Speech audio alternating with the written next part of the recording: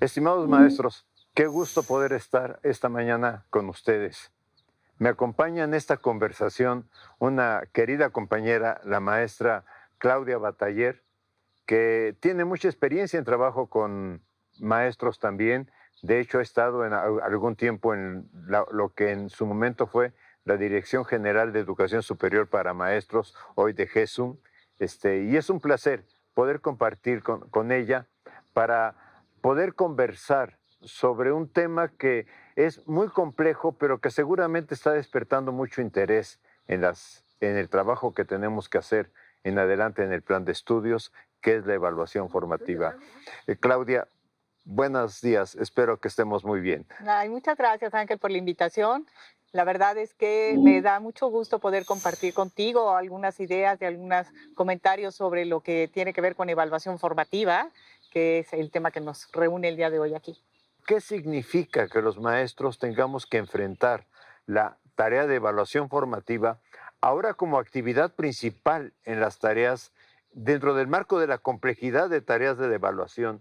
Pero ¿a qué nos vamos a enfrentar? ¿Qué problemas vamos a tener cuando intentemos realizar la evaluación formativa? ¿Cómo lo ves, Claudia? No, pues lo veo, parece que es un tema que se ha comentado mucho, que los maestros conocen, que identificamos, pero que en el momento en que lo vemos ya como un apartado protagónico del nuevo modelo educativo, pues entonces ahí es donde tenemos que ver realmente cuáles son sus alcances, cuáles son sus limitaciones y qué dificultades va a presentar la implementación que se haga con él, ¿no? Entonces yo creo que sí hay que pensarlo en voz alta, comentarlo y seguramente lo que comentaremos aquí, lo que digamos aquí, pues va a ser también pensado y sentido por los maestros. Sí, un problema que veo Ujú.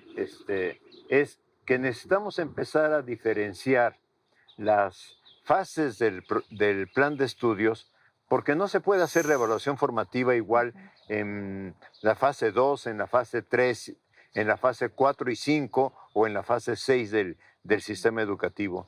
No sé si tengas alguna reflexión que ayude a los maestros a decir, a ver, eh, ¿qué podríamos hacer cuando pensamos, por ejemplo, con niños que están en la fase 2 o fase 3, donde propiamente el lenguaje oral todavía es relativamente complicado, donde el lenguaje escrito es mucho más complicado, pero entonces, ¿cómo hacemos la evaluación formativa con ellos? Yo creo que ese es un punto central. No podemos generalizar la evaluación formativa para todas las etapas de desarrollo. Tenemos que recuperar quiénes son nuestros sujetos de aprendizaje. En este sentido, los alumnos pequeños, pues para ellos el dar manifestaciones, el poder expresar, el poder reflexionar sobre su propio aprendizaje, va a ser algo muy concreto, algo muy específico, vinculado a el dibujo, el juego, la actividad con los otros. Para alumnos que ya se encuentran en una etapa 4, en una etapa 5, van a tener posibilidades de manifestaciones concretas con productos específicos también y con reflexiones grupales más ricas. Entonces yo creo que por supuesto que la etapa de desarrollo tiene que ver para ver cómo implementamos, qué tipo de productos o de actividades son las que llevamos a cabo para recuperar esa evaluación formativa. No se puede generalizar, hay que tomarlo muy en cuenta eso. Y yo pienso que algo muy importante es que los maestros tengamos en cuenta de que lo que se trata, por ejemplo, en todos los casos de diferente forma, es que el alumno reflexione sobre qué está aprendiendo, qué dificultades está teniendo en el aprendizaje, pero sobre todo, qué tiene que hacer para mejorar. Obviamente el niño de la fase 2 probablemente lo puede expresar en dibujos muy sencillos de qué me gustó, qué me gustaría hacer, qué considero, dibujo lo que creo que he aprendido, etcétera. Temas que con el alumno de la fase 4, 5 y 6 probablemente tengan que ser más de autorreflexión del estudiante. Y entonces aquí el problema para el docente es saber, ¿y dónde se hace esta reflexión? ¿Hay un espacio particular para esta reflexión?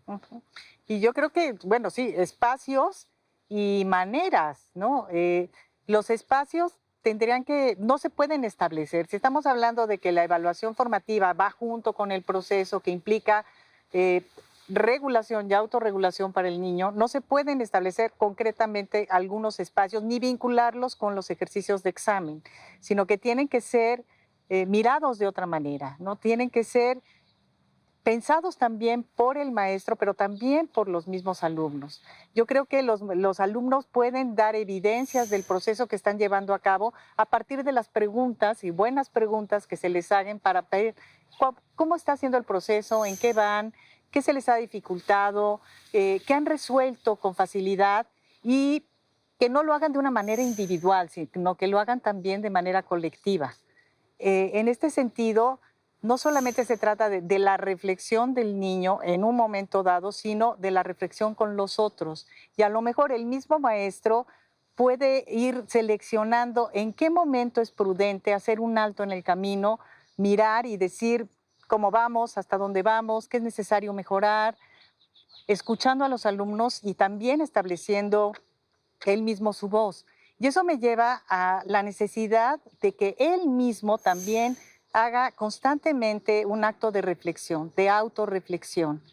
El maestro que vea si las actividades y los recursos con los que está llevando a cabo el proceso de enseñanza-aprendizaje son los que se necesitan, qué puede mejorar, en qué momento. O sea, de alguna manera modelar con el ejemplo esa reflexión. Si el maestro aprende a reflexionar sobre su propia práctica docente, va a estar modelando a los niños el cómo se puede llevar a cabo un proceso de reflexión. Entiendo que lo que me estás diciendo, que es muy importante, es no hay, digamos, en la planeación didáctica que uno pueda decir, la evaluación formativa va a aparecer en la hora 35 Exacto. o en el minuto 35, etcétera, sino que el maestro tiene que tener mucha sensibilidad para ir viendo cómo va su grupo trabajando, en qué se está comprometiendo y también qué cosas su grupo no está pudiendo realizar. Y en función de ese, yo diría, timing pedagógico, no sé si el concepto lo podamos emplear, el maestro pueda ir diciendo, a ver, detengámonos un poquito y analicemos lo que está pasando. Pero también podría ser algo, sobre todo ya en la fase 3 en adelante y mucho más importante en la fase 5, donde el maestro utilice el examen también como un instrumento de retroalimentación. Esto es, sí, el examen, la pregunta 1 la obtuviste bien, la 2 mal, etcétera, pero ahora pensemos, ¿a qué se debió lo que nos pasó con las preguntas? Yo creo que esto que acabas de decir es algo muy importante. No debemos de satanizar los exámenes. El hablar de evaluación formativa quiere decir utilizar todos los recursos al alcance para poder acompañar el proceso de aprendizaje.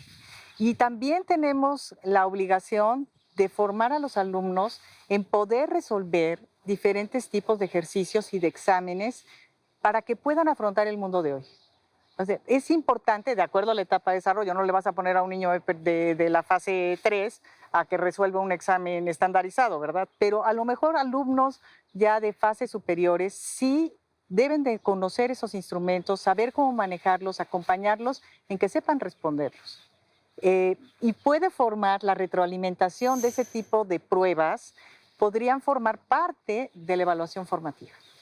El cómo reflexiono contigo, qué te hizo sentir, inclusive el miedo que se le tiene al examen, se podría acompañar y podríamos formar para ir reduciendo ese tipo de actitudes y de emociones que se tienen cuando se enfrentan hacia pruebas o hacia retos que implican a lo mejor mayor formalidad, ¿no? Yo pienso que le estamos dando un tip muy importante a maestros y maestras. Esto es, la evaluación formativa solamente puede existir si el alumno se compromete a hacer una reflexión. Claro que para que el alumno se comprometa a hacer una reflexión sobre su aprendizaje, requerimos también que el maestro tenga la disposición a reflexionar, tenga la disposición a saber que a veces propusimos una actividad y no funcionó, y de alguna forma el no funcionó significa ¿y qué otras cosas podemos hacer? ¿O qué cosas podemos hacer con determinado alumno en virtud de que estamos viendo que no está avanzando al ritmo que nosotros quisiéramos. Pero tiene otro tema importante, que es la evaluación formativa. Mira el proceso, no mira tanto el resultado. Exacto. Sí, eso es algo muy importante. Vide Tardif, una de las cuestiones que ha escrito relacionadas con la educación, es que deberíamos de contemplarla no como una fotografía estática, sino como un video. Y esto se refiere a lo que tú mencionas de proceso. En el video tú ves lo que acontece en un lapso de tiempo, no es un resultado específico. Y creo que esa analogía nos sirve para poder comprender de mejor forma lo que es la evaluación formativa. Y ahora tenemos un problema, o un problemota muy grande, porque resulta que conforme avanzó la escolaridad, el niño fue aprendiendo que lo más importante en la escuela era llegar con una buena calificación a la casa. El número. El número. Y aunque hagamos rúbricas, aunque hagamos cualquier otro instrumento, al final todo lo traducimos a, bueno, ¿y cuánto me saqué? Y le enseñamos al niño desde preescolar que hay estrellitas para la frente. Y luego le vamos enseñando de alguna manera durante toda su escolaridad, tú obtienes un número y ese número te dice que es buen alumno o que eres mal alumno. Y los padres de familia y los medios de comunicación y las asociaciones civiles están esperando, parece que de la escuela que dé más números y mejores números que preocuparse por qué procesos de aprendizaje tienen sus niños. Totalmente, existe esta mentalidad numérica. Alumnos de 6 y de 7 están en peligro, ¿no? Alumnos de 8, 9 y 10, entonces pueden ser considerados como buenos alumnos. Entonces, eso es una perversión, porque acabas preocupándote por si vas a tener 8, 9 o 10, ya no por cómo estás aprendiendo o qué estás aprendiendo, sino el número. Pero no solamente es el alumno, que el alumno en el momento en que ya identifica el papel que tiene el número y la calificación, te pregunta, ¿y cuánto me saqué? ¿Y esto cuánto va a valer? Esto cuenta para la calificación. Desde chiquititos ya empiezan a entrar en esta dinámica, pero no solamente el alumno, sino también el maestro. ¿De qué manera voy a traducir en un número lo que estoy viendo en este alumno o alumna? ¿En qué momento voy a decir, lo voy a traducir en qué? ¿En un 8, en un 9 o realmente va a tener un 10? ¿O quiénes van a ser mis alumnos que tengan un 10? Esta equivalencia entre un aspecto tan formativo, tan importante y tan socializado, relacionado con números, pues cuesta mucho trabajo, ¿no? Entonces, y la sociedad también, los padres de familia es, ¿en qué momento te sacaste 9, 10? Vamos a dar recompensa, vamos al cine, vamos a tener tal premio, ¿no? Y ¿en qué momento realmente no? Me temo que no vas a poder salir a jugar el día de hoy. ¿No? Vamos a ver si la calificación empieza a mejorar y entonces hablaremos de permisos y salidas. Cuando la educación debería de estar en otro lado, ¿no? Sí enseñar a tener determinados rendimientos, pero distinguirlos. ¿En qué momento estoy hablando de estos resultados y qué papel juegan?